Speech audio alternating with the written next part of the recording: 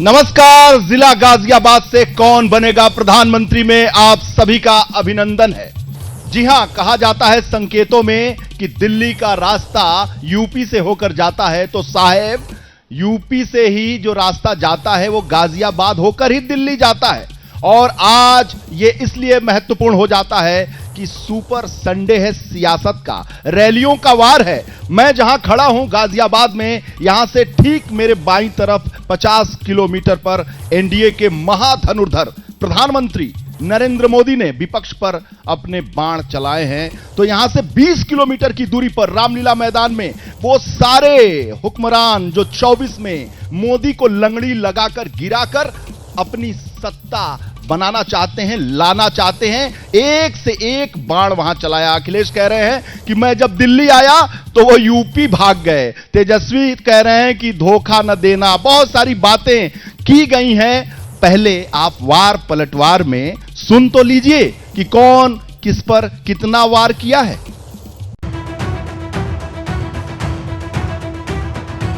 2014 में और 2019 में मैंने अपने चुनाव अभियान की शुरुआत यही मेरठ से की थी। अब 2024 के चुनाव की पहली रैली मेरठ में ही हो रही है। आज पूरा देश कह रहा है, तीसरी बार 4 जून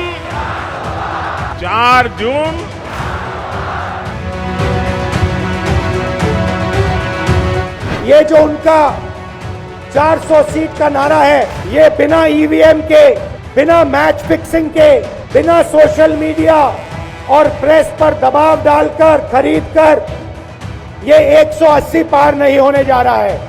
सब मिलाकर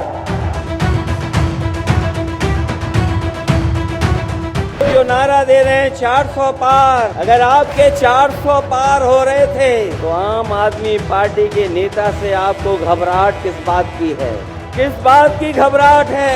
आपने अरविंद केजरीवाल मुख्यमंत्री को जेल भेज दिया। मोदी की गारंटी देश के अंदर एक स्वर से बोल रही है कि फिर एक बार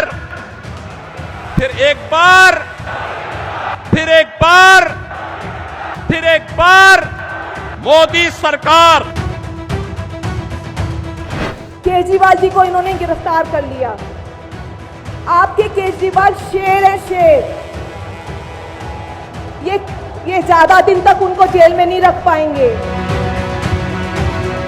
ईमानदारी का चोंगा पहन के देश में नई राजनीति करने की बात करते थे, वो आज जेल से सरकार चलाने की बात कर रहे हैं।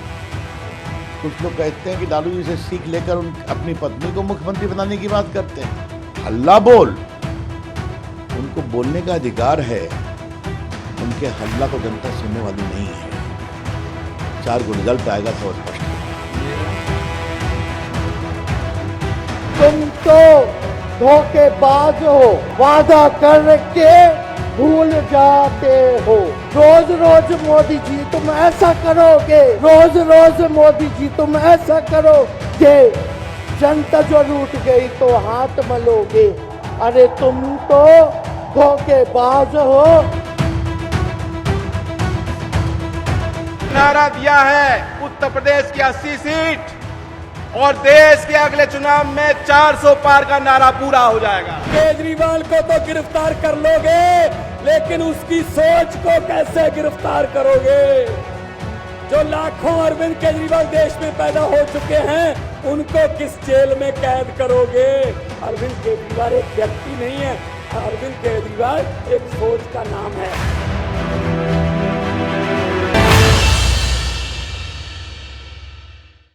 सवाल जवाब का सिलसिला शुरू होगा, लेकिन जवाब देने वाले जो नुमाइंदे हैं उनका परिचय आपको करा देता हूं। हमारे सामने जो खड़े हैं ये हैं भुवन जोशी भास्कर, जो प्रवक्ता हैं समाजवादी पार्टी के। उनके बगल में हैं ईशान त्यागी, कांग्रेस के प्रवक्ता हैं। और प्राजी जो हैं सरदार जी इंद्रजीत सिंह टीटू, जो प्रवक्ता हैं आरएलडी के। और शिवम त्यागी भारतीय जनता पार्टी के प्रवक्ता हैं। सवाल तो भारतीय जनता पार्टी से ही होगा। जो मेरा प्रोग्राम है वो है कौन बनेगा प्रधानमंत्री। लेकिन भारतीय जनता पार्टी से यह पूछना कि कौन बनेगा प्रधानमंत्री ठीक नहीं होगा। सवाल इनसे यह है कि इनके प्रधानमंत्री के खिलाफ कौन लड़ेगा प्रधानमंत्री। नहीं लड़ेगा कोई भी, लेकिन कौन हटा के मोदी जी बनेंगे प्रधानमंत्री, आपको कार्यक्रम का नाम ये कर देना चाहिए, क्योंकि देश में तो माहौल ऐसा ही है। बहरहाल जहां तक लड़ने की बात है तो मुझे लगता है कि आज दिल्ली में एक रैली हुई है, वो उन्हीं से पूछ लेते आप जाकर, अगर वो मंच पर करीब 30 नेता होंगे, 30 में से जाकर अगर 30 से पूछते कि आपका प्रधानमंत्री कौन, वो अपने आप को ही बताता, सब अपने को बता देते। आप पूछ लीजिए, बराबर में खड़े हैं। अगर वो कहीं ना कहीं अगर समन्वय होता, आपस में बातचीत होती, तो अभी तक एक प्रधानमंत्री का कैंडिडेट इस देश के सामने होता, आदरणीय प्रधानमंत्री जी के सामने कोई होता। लेकिन जाहिर है ना कि जब पुत्र मोह में, पुत्री मोह में, पिता मोह में इस तरह की चीजें आगे चलेंगी तो जाहिर है आप तय नहीं कर सकते। हाँ, होता तो बेहतर होता, लेकिन क्या कर सकते हैं, कैंडिडेट तो अल्टीमेटली उन्हीं को देना था जो नहीं दे पाए। 1 दर्जन से ज्यादा तो वहां खड़े थे। मैं तो कहता हूं 2 दर्जन और भी हों, लेकिन कहीं ना कहीं नेता तो एक ही होगा ना। घर में अगर 5 बच्चे हैं और या फिर 5 बच्चों के अलावा कोई और भी है, तो सबसे बड़ा बेटा या बीच वाला बेटा, जिम्मेदारी तो किसी ना किसी को तो मेन मानकर आगे चलना ही पड़ेगा ना। पूछ लेते हैं ना सबसे बड़े इनके जो इंडिया के एलाइज हैं। बताइए त्यागी जी, त्यागी वर्सेस त्यागी, ये बताओ आप कि ये तो लगातार कह रहे हैं कि कौन बनेगा प्रधानमंत्री एनडीए की तरफ से साफ है, लेकिन जो इंडिया है जिसके दूल्हे को लेके ये लोग भाग चुके हैं खुद नीतीश कुमार को, तो आपके तरफ से कौन है दूल्हा, कौन बनेगा प्रधानमंत्री? पांडे जी, हमारा जो गठबंधन है, इंडिया गठबंधन, इसकी प्राथमिकता ये है कि हम लोकतंत्र को बचाने की लड़ाई लड़ रहे हैं इस समय। हम ये नहीं सोच रहे हैं कि कौन प्रधानमंत्री बनेगा, कौन क्या बनेगा, कौन मंत्री बनेगा। इस तरह से हम वन मैन शो नहीं चलाते। लोकतंत्र कहां खतरे में? सुन लीजिए, लोकतंत्र में बता देता हूँ कैसे खतरे में है। पिछले 10 साल में जब चुनाव होगा, अभी 2024 का, अभी जो होने वाला है महीने भर में, वो होगा कि 10 साल की जो रिपोर्ट कार्ड रही है भारतीय जनता पार्टी के, पे भी सवाल करेंगे। पूछ लेते हैं, समाजवादी पार्टी के मुखिया पहुंचते दिल्ली में थे और कह रहे थे कि जब मैं दिल्ली पहुंचा तो भाग गए यूपी, अब वो दिल्ली से बाहर ही रहेंगे मोदी जी। तो अभी तो आपके यहाँ दुल्हाई तय नहीं है, तो फिर इस तरह की बात क्या कहना? देखिए, जो देश का मूड है, मैं बताना चाहता हूं, आज जो डरा हुआ तानाशाह है वो मरा हुआ लोकतंत्र चाहता है। और मरा हुआ लोकतंत्र ऐसे चाहता है कि अपने विपक्ष के लोगों को सबको ईडी, सीबीआई, इनकम टैक्स के द्वारा सीधा जेल में पहुंचाएं और जो सारे भ्रष्टाचारी थे उनका समावेश भारतीय जनता पार्टी में कर दें। क्या अजीत पवार पे 7,000 करोड़ का घोटाले का आरोप किसने लगाया था? इस देश के प्रधानमंत्री लगाया था। ईडी और सीबीआई से ये लोग बहुत डरे हुए हैं। आरएलडी, आप भी डर के आ गए थे क्या इनके तरफ? ईडी सीबीआई लगा देते हैं ना ये लोग। देखिए, डर उसका होगा जिसने कुछ करा होगा, जिसने कुछ करा ही नहीं है उसको काहे का डर है? काहे का डर है भाई? क्यों डर है बताइए? अरे मैं आपको बताना चाहता हूँ, क्यों डर है? राजी पूछ रहे। मैं आपको बताना चाहता हूँ, ये भारतीय जनता पार्टी वही तो पार्टी है जिसका राष्ट्रीय अध्यक्ष बंगारू लक्ष्मण ऑनलाइन रिश्वत लेता है। माननीय प्रधान, मैं आपको पूछना चाहता हूँ, चंडीगढ़ में लोकतंत्र की हत्या कैसे होती है? ऑनलाइन कैमरे की लूट करवाते हैं, लोकतंत्र की हत्या करवाते हैं। ये निश्चित तौर पर सीबीआई, इनकम टैक्स, ईडी उन भ्रष्टाचारियों पे क्यों नहीं जाती जो इनके साथ समावेश हो गया? सवाल तो बनता है शिवम त्यागी जी, इसका जवाब है आपके पास? जो भ्रष्टाचारी हैं उनके खिलाफ तो आप कुछ करते नहीं, उनको पार्टी में वॉशिंग मशीन में धुल देते हैं, क्यों? मुझे एक चीज बताइए, अगर आपके घर में किसी पर कभी बाप, दादा, चाचा, मामा, फूफा या आप पर खुद पर कोई केस हुआ है कि नहीं हुआ है? मैं आपसे पूछ रहा हूं, हुआ है कि नहीं? नहीं हुआ। नहीं हुआ, ज्यादा ही क्लीन है आप। पहली बात तो ये कि उत्तर प्रदेश में हमारे यहाँ जो है, चाहे वो मेरठ हो, चाहे वो गाजियाबाद हो, चाहे आगे ये सारी बेल्ट में लड़ाई झगड़े ये सब चलता ही रहता है। हर किसी पर केस होता है। केस के बाद आदमी किसी पार्टी के कार्यालय नहीं जाता, कोर्ट में जाता है। और अगर कोर्ट में, सुनिए, अगर कोर्ट में मैं ईमानदार हूं तो ईमानदारी साबित होऊंगा। अब जो बेईमान है भाई, उसको तो जेल जाना पड़ेगा, ना मैं रोक सकता ना वो रोक सकते। भाई जो बेईमान होगा वो तो जेल ही जाएगा ना, और कहां जाएगा? भारतीय जनता पार्टी की लाइन एकदम स्पष्ट है। अभी शिवम त्यागी भाई ने मेरे को बता दिया, और कल निर्मला सीतारमण जी ने भी बताया कि चाहे कितना भी कोई भ्रष्टाचारी हो, उसका भारतीय जनता पार्टी में स्वागत है। ये देखिए, हमारे नेता ने कल भी दिखाया था। अभी देखिए, भारतीय जनता पार्टी की वॉशिंग मशीन है पांडे जी, हम जैसे लोग नहीं खरीद सकते इसको। लोग तो कब कहते हैं कि अपने युवराज राहुल गांधी को भी धुलवा दी। करोड़ की वॉशिंग मशीन है। अभी देखिए, कुछ नाम इसमें मैं डालूंगा इसमें, और ये झट से बाहर आ जाएंगे। अब देखिए कौन कौन है इसमें। ये देखिए, ये हेमंता बिस्व शर्मा है जो आज इनके मुख्यमंत्री बन गए। ये ऐसे ही उड़ जाएंगे सब। ये देखिए, ये शुभेंदु अधिकारी हैं जो आज इनके बंगाल में बड़े नेता हैं। ये देखिए, ये दादा पवार है, इनके खिलाफ ये मोर्चा निकाला करते थे। आज ये डिप्टी चीफ मिनिस्टर है महाराष्ट्र के। ये देखिए, नवीन जिंदाल, कोलगेट में जिनको बोलते थे सबसे बड़े अपराधी हैं ये, आज इनके कुरुक्षेत्र से कैंडिडेट है ये लोकसभा के। और ये नई एंट्री हुई है अभी प्रफुल्ल पटेल जी की, जिनका केस कल दो दिन पहले माफ हुआ है ईडी द्वारा, क्योंकि ये एनडीए में आके धुल गए हैं। ये देख लीजिए एक बार, आखिरी बार आप देख लीजिए, ये भारतीय जनता पार्टी की वॉशिंग मशीन है। ये वॉशिंग मशीन का जो ये जुमला है समझ में नहीं आ रहा। ताली भी बज रही है आप लोगों के खिलाफ। भाई ताली है, उनका मन है, बजाना चाहिए, लेकिन यकीन मानिए 2024 के बाद को इनको ये वॉशिंग मशीन वगैरह ही बेच के ही काम चलाना पड़ेगा। पॉलिटिकल पार्टी तो चलने से रही नहीं। राहुल जी को क्यों नहीं धुल दे रहे हैं? नहीं, अब एक और चीज सुनिए, आप मुझे एक चीज बताइए, ये जो धुलने की बात कर रहे हैं, अजीत पवार कहां से आए? एनसीपी से आए ना। एनसीपी कहां से आई? कांग्रेस से आई ना। मतलब जब तक इनके साथ होता है जब तक ईमानदार है, भारतीय जनता पार्टी में आते ही बेईमान है। जब तक इनके साथ रहता है जब तक ईमानदार है, भारतीय जनता पार्टी में आते ही बेईमान है। तय कर लो भाई। अरे माइक इधर है भाई, चिल्लाने से कुछ नहीं होने वाला, आवाज यही से जानी है। पहली बात तो बड़ी तय है, चाहे वो अजीत पवार हो, चाहे वो शुभेंदु अधिकारी हो, चाहे जितने भी नेता हैं, जब इनकी तरफ से तो इनको तब याद नहीं आता, अरे ये तो बहुत भ्रष्टाचारी हैं भाई। जैसे ही भारतीय जनता पार्टी, ये देखिए धुल गए। सुनिए, अरे जब आप धोएंगे तो सवाल खड़ा करेंगे ना कि जो जिसपे आप कहते हैं कि ये जितने ईडी सीबीआई है सब चोरों के यहां जाएगी, वो जेल में जाएंगे। एक नाम क्या, सबके यहां एक नाम बता तो दिए कांग्रेस वाले। उनकी थोड़ी सी जो समझ है वो बड़ी परेशानी है। अभी इन्होंने प्रफुल्ल पटेल बताया, प्रफुल्ल पटेल में इनको बेचारों को शायद ये भी नहीं पता होगा कि प्रफुल्ल पटेल पर क्या केसेस थे, कितने थे, कहां थे, क्या थे। मैं बता देता हूं, प्रफुल्ल पटेल पर 4 एफआईआर थी। 4 एफआईआर 2007-8 में जब वो एविएशन मिनिस्टर हुआ करते थे, जिसमें से 3 एफआईआर अभी एज इट इज हैं।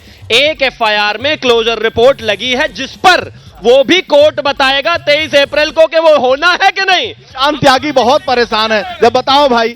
ले लीजिए, ये इसलिए एफआईआर बची हुई है कि कल को कहीं वो इंडिया गठबंधन के साथ जुड़ने लग गए ना दोबारा से, तो उनका गला दोबारा से दबाया जा सके। जिस तरह से ये लोकतंत्र की दिन प्रतिदिन हत्या कर रहे हैं। आपने बचा लिया लोकतंत्र, ये देश में चिंता का विषय। इमरजेंसी किसने लगाया? इंडिया गठबंधन इस समय लोकतंत्र को बचाने की लड़ाई। तंत्र सेनानी पेंशन भी पा रहे हैं लोग। सुन लीजिए, इस समय अनडिक्लेयर्ड इमरजेंसी देश में प्रधानमंत्री मोदी जी चला रहे हैं। जो डिक्लेयर थी वो 10 साल पहले वादा तो था 2 करोड़ नौकरियां देने का।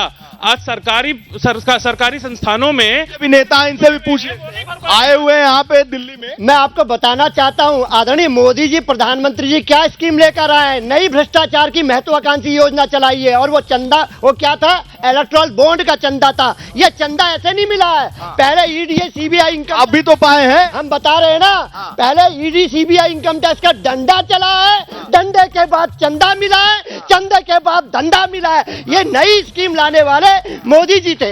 अच्छा, तो पूछ लेते हैं भाई, आज जिस तरीके से कल भारत रत्न मिला, और आज जो मेरठ में धरती, चरण सिंह की धरती पर जिस तरह से बात की प्रधानमंत्री ने, तो चरण सिंह को भारत रत्न, और जो भारत रत्न मिला है जाटलैंड में किसान और ये सब जो राजनीति है, इसका फायदा मिलेगा राजनीति में आप लोग? देखिए, बात ये है, हमारे नेता को किसी चीज़ का कोई डर नहीं था, ईडीआई सीबीआई का, इसलिए उन्होंने जो कॉम्प्रोमाइज़ करा है वो देश के किसान के और अन्नदाता के हित में किया है।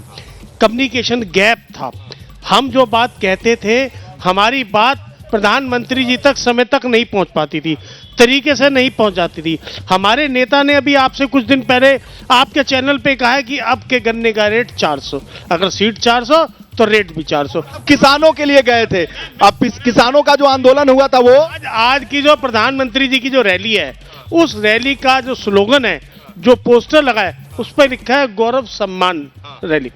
क्या मतलब, जो काम कई दशकों से रुका हुआ था, कितने साल देश में कांग्रेस की सरकार रही, क्या कभी उनको मन में आया कि चौधरी चरण सिंह जी को सम्मान ये दिया ना? तो अजीत सिंह तो उसी सरकार में मंत्री थे, आपके जो जयंत जी हैं वो भी साथ में थे, विलय भी कर चुके थे कांग्रेस में, तो ये सब कुछ होने के बावजूद क्यों नहीं दिलवा पाए? देखो, जब जागे जब सवेरा।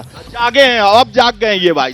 मैं आपसे पूछना चाहता हूं, ये मेरठ की धरती है, हम सब लोग चौधरी चरण सिंह जी का सम्मान करते हैं। मैं पूछना चाहता हूं कि माननीय अजीत सिंह जी के कहते थे कि मैं इस कोठी को उनकी यादों में बनाना चाहता हूं, स्मारक बनाना चाहता हूं, लेकिन उनके बोरिया बिस्तर फेंकने का काम ये भारतीय जनता पार्टी ने करा। मैं आपको बताइए भाई, जिसने फेंक दिया उसी के साथ। देखिए, ऐसा होता है, जब आदमी को अच्छे काम करता है उसकी चर्चा नहीं होती है, गलत एक काम हुआ उसको। आज जो उनको सम्मान, आप देखिए, भारत रत्न का सम्मान हमारे यूपी में एक एमएलसी बनाए गए, हमारे एक कैबिनेट मंत्री हमारे दलित समाज से बनाए गए, आप उसकी चर्चा नहीं करेंगे, एक कार्यकर्ताओं को सम्मान चर्चा करेंगे, बताइए। आज माननीय पूर्व प्रधानमंत्री जी चौधरी चरण सिंह साहब, जो कि भारत रत्न जिनको मिला है, आज उनकी आत्मा बड़ी कचोट रही होगी जहां पे भी वो होगी, क्योंकि इंद्रजीत सिंह टीटू जी और इनके नेताजी जाके किसानों के हत्यारों के साथ ही जाके जुड़ गए हैं। आज एनडीए में जाके हमने देखा। देखिए, मैं पूछना चाहता हूं, क्या योगी सरकार के डंडे जयंत सिंह जी भूल गए बुलंदशहर के? वो डंडे मारने वालों के साथ चले गए, सौदा कर लिया, सत्ता का मलाई का सौदा कर लिया। हाँ, बताइए भाई। सीएम अकेले झेल रहे हैं? नहीं नहीं, पता दिक्कत क्या है, इतिहास पढ़ने बिगड़ने के लिए थोड़ी समझ चाहिए। वो जो बराबर वाले हैं, कांग्रेस वाले हमारे, उनसे जरा पूछो कि चौधरी चरण सिंह इस देश के ऐसे पहले प्रधानमंत्री हैं जिन्होंने संसद में विजिट नहीं करी, बेचारों को उठाकर बाहर कर दिया था इन लोगों ने। अब इनको पता नहीं होगा, क्योंकि जाहिर है या तो पढ़ेंगे तो समझ में आएगा। अब वो बराबर वाले वो कहते हमने चौधरी चरण सिंह जी की मूर्ति की बात करी, इतना बड़ा सम्मान। अरे कैसी बात करते हो भाई?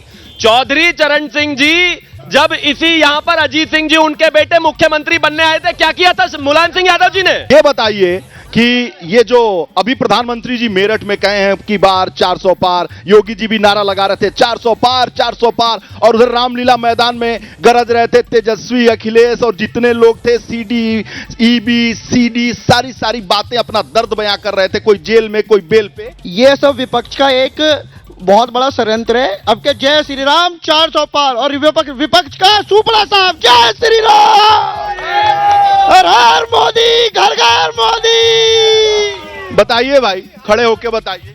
ये तो बहुत चिल्ला कह रहे हैं। ये चिल्ला रहे हैं, इनका समर्थन देख लिया आपने। किसी ने जय श्री राम नहीं बोला। ये राम को भी बांटने वाले लोग हैं, जो राम को सीता के साथ नहीं देख सकते हैं। ये सिर्फ और सिर्फ राम जी को अकेले देखना चाहते हैं, लेकिन हम लोग सीता और राम दोनों को मानने वाले लोग हैं। मेरा सिया राम वाले, हाँ, सिया राम वाला। मेरा सवाल जय श्री राम, मेरा सवाल इंद्रजीत टीटू जी से, उस चवन्नी का क्या हुआ जो कभी बात हुआ करती थी? ये हम चवन्नी थोड़ी हैं जो पलट जाएंगे। आज कैसे पलट गई चवन्नी?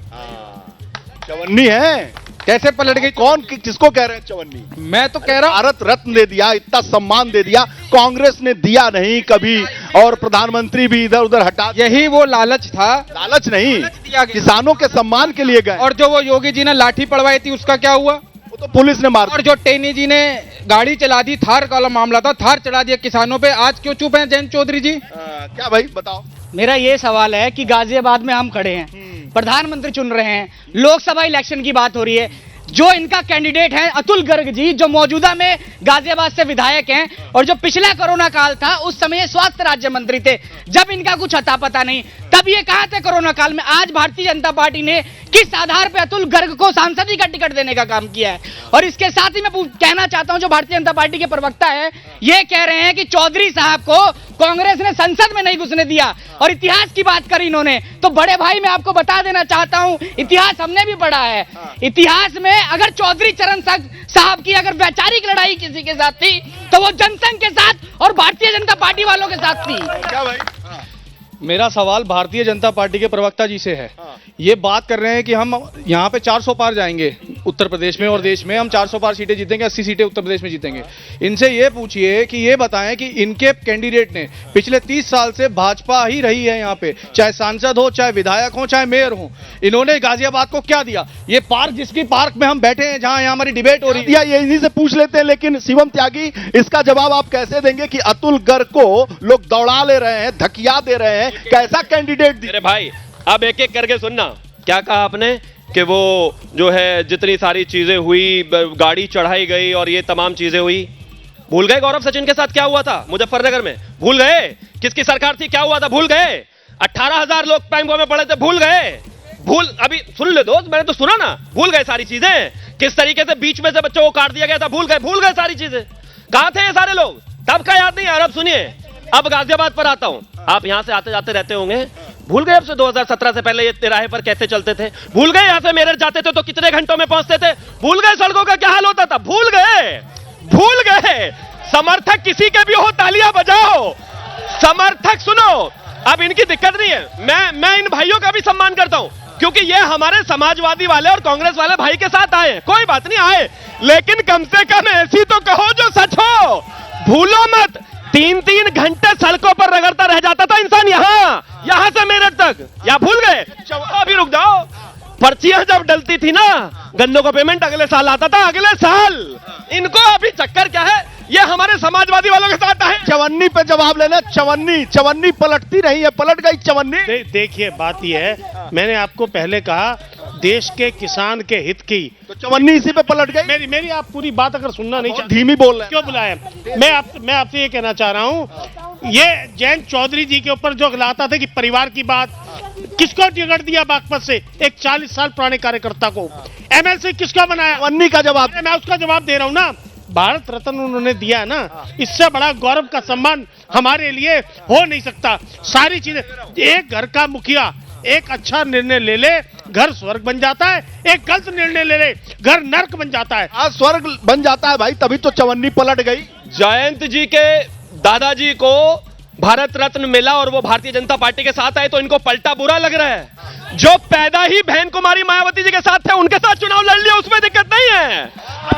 बताओ भाई, ये केवल माननीय अखिलेश यादव जी हैं जिन्होंने एलिवेटर रोड देने का काम करा। ये मेट्रो देने का काम अखिलेश यादव जी ने करा। ये युवाओं के हाथ में लैपटॉप देने का काम हमारे अखिलेश यादव जी ने करा। ये तो 7 साल से हमारे फीते काट रहे। और मैं बोलना चाहता हूं इनसे, मुजफ्फरनगर की बात कर रहे दंगों की, मैं बताना चाहता हूं मुजफ्फरनगर में इनका एमएलए, बीजेपी का जो एमएलए था, उसको जो सर्वोच्च न्यायालय से सजा हुई और उस जनता की अदालत में उसकी पत्नी गई और उसको चुनाव में हमने हराने का काम। बताओ भाई आपके। पांडे जी देखिए, सबसे पहले हमारे भाई ने हमसे सवाल पूछा कि राम मंदिर पे पूछा उन्होंने सवाल, और उन्होंने पूछा कि राम की आस्था पे पूछा।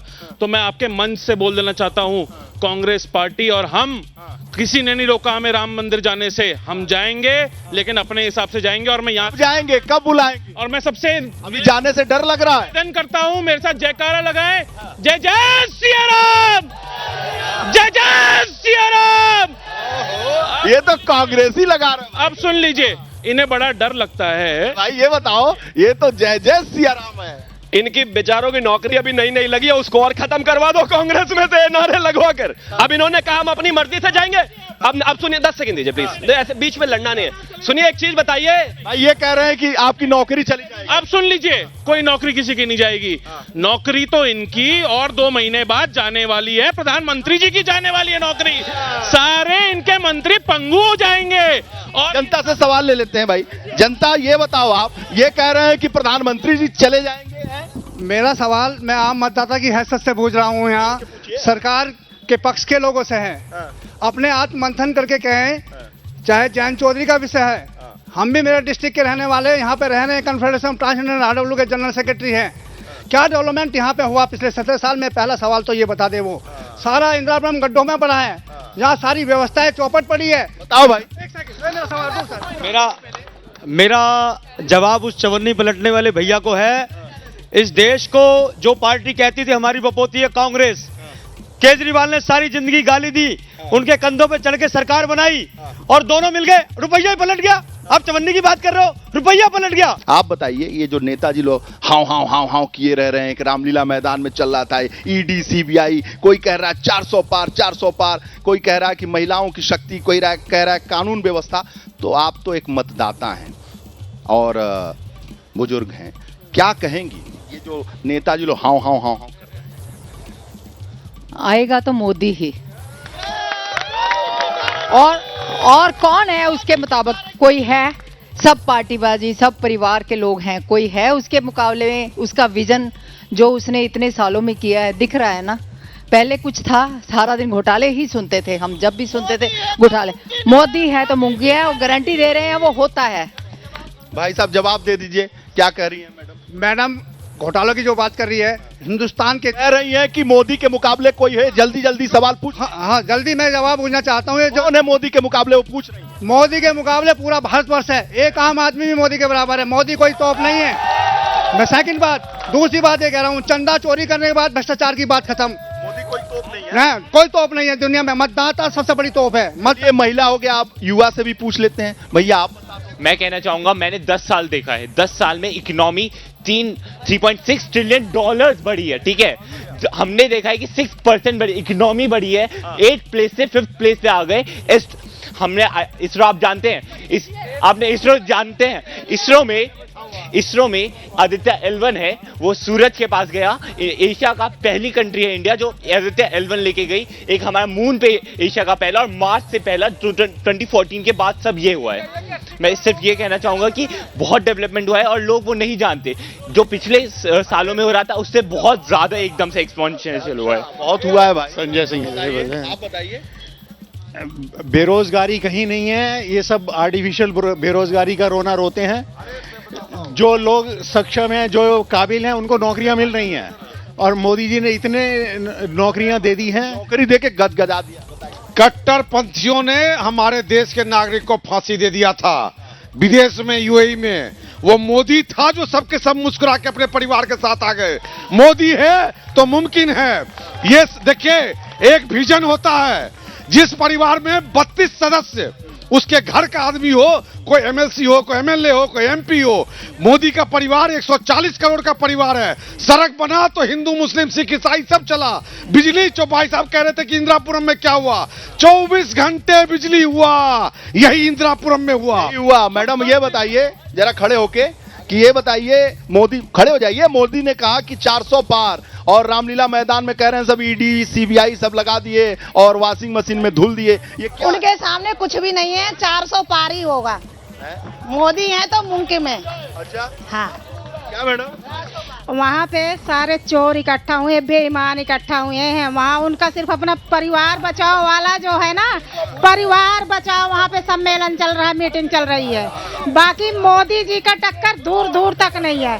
हम तो ये बोलेंगे अब की बार 500 पार। बाप रे बाप, सीट बाहर कर देंगी आप बताइए मैडम। खड़े होकर रामलीला मैदान में देखिए, सारे तेजस्वी, अखिलेश, केजरीवाल की पत्नी, तो हेमंत सोरेन की पत्नी, खड़गे सब इकट्ठा हो गए और मोदी जी पे एक से एक वार चल रहा था। इधर मेरठ में मोदी जी कह रहे हैं इस भाई 400 पार कर देंगे। तो 400 पार तो रहेगा ही, क्योंकि मोदी जी का नाम ऐसा है, उसके आगे कोई भी बार टिकेगा ही नहीं। इस बार हमेशा की तरह इस बार भी, पिछली बार भी बहुत ज्यादा अधिक मतों से मोदी जी आए थे और इस बार सच में 400 पार से ही मोदी जी विजयी होकर आएंगे। और ये सच्चाई है, चाहे जो भी इकट्ठा हो लें, कितने भी सारे इकट्ठे होकर अपना मजमा लगा लें, लेकिन मोदी जी इस बार भारी बहुमतों के साथ में आएंगे। ज्योति निकली मैडम। मैं भाजपा सरकार से एक सवाल पूछना चाहता हूँ। आज ही लखीमपुर खीरी में भाजपा के सांसद, विधायक धरना दे रहे हैं। उनकी बहन बेटियों को न्याय नहीं मिल रहा है। हाथरस में रात को दलित महिला को जला दिया जाता है, कानपुर में महिलाओं को जला दिया जाता है। इस भाजपा सरकार में नारी सम्मान नहीं है और ये देश का नारा है, ये भाजपा हटाओ। सम्मान नहीं है, बिल्कुल नारी सम्मान नहीं है। आज ही भाजपा के परिवार के लोग सम्मान नहीं है तो नारी से पूछ लेते हैं मैडम, बताइए। नहीं, बहुत नारी अभी तो सुरक्षित है। कौन बोल रहा है नारी का हो जाइए कह रहे हैं कि नारी सम्मान ही नहीं है। नहीं, बहुत हम लोग तो आराम से घूम रहे हैं। कहाँ नहीं, अब की बार तो विपक्ष खत्म हो जाएगा। भैया कह रहे हो कि भारतीय जनता पार्टी में आरी करिए सुरा का सांसद, विधायक धरना दे रहा है और उसको नहीं, बिल्कुल ये नहीं है। हम लोग तो देखिए, पहले गुंडे घूमते थे, रात को महिला अकेले नहीं घूम सकती थी। आज देखिए हम लोग फ्री होके घूम रहे हैं आराम से। पार्क में भी आ गए। हाँ, पार्क में आ गए, डिबेट में आ गए, और क्या चाहिए। ये मैडम, ये सब बेकार की बातें हैं कि ये हो रहा है, दलित को कर रहे हैं, ऐसा कर रहे हैं, वैसा कर रहे हैं। कोई मुद्दा और है ही नहीं लोगों के पास, इसको हट के बात कर रहे हैं। मेरा आप सभी से कहना है, क्यों पड़े हो चक्कर में, कोई नहीं है टक्कर पे। बस किसके टक्कर में? मोदी जी के। कोई भी नहीं है मोदी जी के। अरे महिलाएं सुरक्षित। अरे इनका क्या कहना, ये क्या, इनके एक के कहने से क्या होता है। हम महिलाएं होके कह रही है कि हम महिलाएं सुरक्षित हैं। मैडम आप हाँ सुरक्षित हो, ये हाँ सुरक्षित है सरकार के बोलिए। हाँ सुरक्षित है भैया, सुरक्षित है। भाई जवाब दो। देखिए, मैं बताना चाहता हूँ, मैं कहना चाहता हूँ, जैसे अभी 2 दिन पहले ये आडवाणी जी को भारत रत्न मिला है, जिसमें कि मैंने देखा फोटो में हमारी देश की महिला शक्ति राष्ट्रपति जी खड़ी है और प्रधानमंत्री मोदी कुर्सी पे बैठे हैं। अटल बिहारी जी, आडवाणी जी कुर्सी पे बैठे हुए हैं। क्या महिला शक्ति है? आदि महिला की जो आदि आबादी है वो खड़ी हुई है। बताइए। कोई गाँव तो है नहीं और और कोई दाव तो है नहीं, हम ही पे फेंकोगे, और कोई दाव तो इनके पास है नहीं, सारा कुछ महिलाओं पे ही डाल रहे हैं। हाँ, सब सम्मान है, सब सम्मान है हो रहा है। आप दिखाइए सम्मान हो रहा है। द्रौपदी मुर्मू जो एकदम गांव से आई है, उनको राष्ट्रपति बना दिया गया है। सोचिए, द्रौपदी मुर्मू गांव से आई हैं, रायरंगपुर से की है। ये फोटो तो देख लिया इन्होंने, ये नहीं देखा कि द्रौपदी मुर्मू को राष्ट्रपति बनाया। वो सम्मान नहीं है नारी का, पहले ये बताइए, है ना? द्रौपदी मुर्मू को राष्ट्रपति बनाइए, सम्मान क्या ये ऐसे राष्ट्रपति खड़े सम्मान नहीं है? ऐसे मन से उतर के रोज महिलाओं को बोल रहे हैं, ब्रिजभूषण शरण सिंह को ये बताते हैं। अरे आप ये ऊपर करिए, आप ये ऊपर करिए, पब्लिक को दिखाइए। अरे ये भारत रत्न को सम्मान दिया जा रहा है, भारत रत्न को सम्मान दिया जा रहा है। उनके सम्मान में राष्ट्रपति हमेशा खड़ी रहेगी। एक भारत रत्न है, ये सब बेवकूफ। प्रधानमंत्री बैठे रहेंगे। जिसने अपने परिवार का सम्मान नहीं दिया, वो महिला सम्मान की बात कर रहे हैं। परिवार का सम्मान प्रचार चल रहा है। दूसरी बात, जब राहुल से डरता, प्रधानमंत्री मोदी डरता है, केवल राहुल से डरता है। पूरे विश्व के सबसे झूठा प्रधानमंत्री विश्व का जी रिकॉर्ड में मोदी है। सर मैं कुछ ढूंढने आया हूँ यहाँ पर। हमसे वादा हुआ था कि 2 करोड़ रोजगार मिलेंगे, ना तो मेरी इस जेब में 2 करोड़ रोजगार है और ना मेरी इस जेब में 2 करोड़ रोजगार है। एक मिनट, अरे मैं बता रहा हूँ, देंगे ये नेताजी जवाब देंगे, कहाँ है 2 करोड़ रोजगार? बहुत मुस्कुरा रहे, कहाँ है रोजगार? देखिए अभी बहन जी पे नारी शक्ति पे बात, पहले 2 करोड़ रोजगार पर भी आ रहा हूँ। नारी शक्ति पर बात हो रही थी, मोमेंट है भाई, मोमेंट है, देख लो। बहन कह रही है मैं सुरक्षित हूँ, ये कह रहे नहीं आप सुरक्षित नहीं है। वो कहती मैं हूँ, कहते नहीं आप सुरक्षित नहीं है। अरे भाई वो सामने बैठ के कह रही है मैं सुरक्षित हूँ। इन गलियों में कोई रात के 10 बजे के बाद चला जाए भला पैदल, महिला चली जाए कोई, क्या हाल होता था भला? सरकार के क्या स्थिति होती थी 2017 से पहले? के जानता नहीं है देश 2014 से पहले? मतलब ऐसे कह रहे नहीं, बहुत अच्छा माहौल था। दूसरा, एक और बात बहुत साफ है, सिर्फ सीधा से एक भाई, ठीक है काउंटर दीजिए। अरे मैं पूछना चाहता हूँ, बेटी बचाओ बेटी पढ़ाओ की बात हुई थी, मणिपुर में हमारी माता बहनों को नग्न घुमा दिया इन भारतीय जनता पार्टी दिया। बताइए प्राजी। अरे मैं बताता हूँ आपको, जो आदमी इतने कंफ्यूज पार्टियों के हाई कमान है, जो अपनी टिकटें रात को किसको देते हैं, सुबह किसको देते हैं, शाम को किस देते हैं, जो अपना कैंडिडेट तय नहीं कर पा रहे, वो चुनाव जनता के क्या लड़ेंगे? आपको मैं डाटा देता हूँ, जो मातृ शक्ति कह रही है कि हम सुरक्षित हैं। मैं बता रहा हूँ, जब 2005-2006 में महिला माता बहनों के 15% बैंक में खाते होते थे, और दूसरे जब 15-16 का सर्वे हुआ तब खाते थे 53। ठीक है, जवाब ले लीजिए। ये मेरे दोनों मित्र एनडीए के इतना इंडिया गठबंधन से डर गए हैं कि इनको ये नहीं समझ आ रहा है कि इंडिया गठबंधन को खत्म करने वाला है। और जिसको संशय है उसको मैं साफ साफ बता दूं, तुम्हें ये धूल का गुब्बार नजर आता है, मुझे इनकलाब की आंधी सी लगती है। बहुत बढ़िया। हुक्मरानो, वक्त रहते समझ जाओ, आवाम की सांसें अब आग सी लगती है, आवाम की सांसें अब आग सी लगती है। कोई है मुकाबला? ये इतने शब्द इनका नेता राहुल गांधी इकट्ठे भी बोल लेना तो मैं वैसे ही मान जाऊं कि वो जीत गए। अरे यार भाई साहब, अरे कोई बात भी है। कह रहे प्रवक्ता, जो प्रधानमंत्री बिना टेलीप्रॉम्प्टर के एक शब्द नहीं बोल सकता, एक लाइन पूरी नहीं बोल सकता, वो उस आदमी से सवाल पूछते हैं जो लंदन से पढ़ा हुआ है, जो हार्वर्ड, जो यूएसए से पढ़ा हुआ है, उस आदमी से सवाल पूछते हैं। ये सबसे बड़ी बात है कि बताइए जी, एक बात बताओ, ये जो कुनबा इकट्ठा हुआ है, 25-23 बैंडों का, इनमें कौन है? केजरीवाल किस बिना पे आए थे? आज कहाँ है उसकी पार्टी? आधी पार्टी जेल में बंद है। दुनिया भर की बात, आप लड़ा किसे लड़ोगे? आपके पास अपने लड़ने की बात तो बड़ी ताली बज रही है। कैसे नहीं बजेगी ताली, जब जो आदमी अपने आप को स्पष्ट साबित नहीं कर पाया, वो जनता की लड़ाई क्या लड़ेगा? आधी पार्टी, आप पार्टी आधी जेल में, किससे लड़ाई लड़ोगे आप दुनिया की बात तो तब करोगे, पहले अपने आप को स्पष्ट कर दो। भाई इनके पास मोदी भी हैं, योगी भी हैं, योगी की कानून व्यवस्था है, कौन करेगा मुकाबला? बताइए भैया, मोदी योगी की जोड़ी का। मैं इन भाई साहब से पूछता हूँ, इन्हें मणिपुर दिखाई पड़ रहा है। मुजफ्फरनगर में जब उत्तराखंड की महिलाओं के साथ बलात्कार हुआ तो रामपुर तिराहा कांड नहीं दिखाई पड़ा? ये मुलायम सिंह के रहते हुए, एक और सवाल है, मुलायम सिंह के रहते हुए आज विपक्ष जो है बहुत हंसी का पात्र है कि जब एक दिन ऐसा था कि केजरीवाल जो है कांग्रेस को पानी पी पी के कोसता था। केजरीवाल, तेजस्वी और अखिलेश, राहुल सब मिल के कुछ कर नहीं पाएंगे। प्रधानमंत्री को जो प्रधानमंत्री आज नीतीश कुमार भी बिहार में मोदी जी को पानी पी पी के गाली देता था। जो प्रधानमंत्री सुबह से शाम तक जनता के प्रति सचेत हो और जो दिन प्रतिदिन चिंता करता हो, उस प्रधानमंत्री को ये कह रहे हैं कि उसको बोलना नहीं आता। जो प्रधानमंत्री अपनी बीवी का नहीं हुआ वो देश का। आप क्या बोल रहे हो?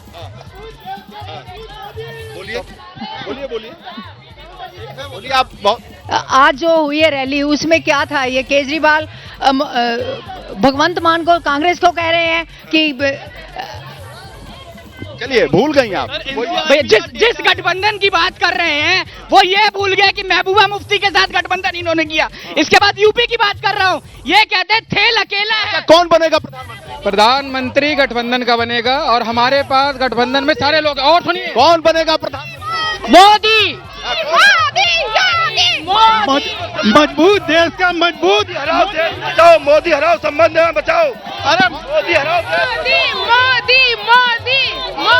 मोदी यादव जिंदाबाद। इनके जिंदाबाद। इनके अरे वो प्रधानमंत्री बनेगा, अगले राहुल नहीं, राहुल प्रधानमंत्री बनेंगे। राहुल है लड़ाई में। हाँ जी, लड़ाई में नेताओं की पिटाई। सुनिए, आप ये एक मिनट बात सुनिए। कौन बनेगा प्रधानमंत्री? मोदी जी बनेंगे। ये लोग, इन लोगों का कहना है, जब से बीजेपी आई हेलो, इन लोगों का कहना है कि मोदी जी ने कितने शादी एक बीवी की रक्षा नहीं करी। अरे कितनी बहनों की रक्षा करी है। हम सब मोदी परिवार है। परिवार मैदान से डाउन हो रहा है, 4 रोड में नहीं मांगे, 4 वो बीवी भी किसी कौन बनेगा? 117 देशों को वैक्सीन ट्रांसफर। सारा विपक्ष चोर है, मोदी जीतेगा। 5 साल से 400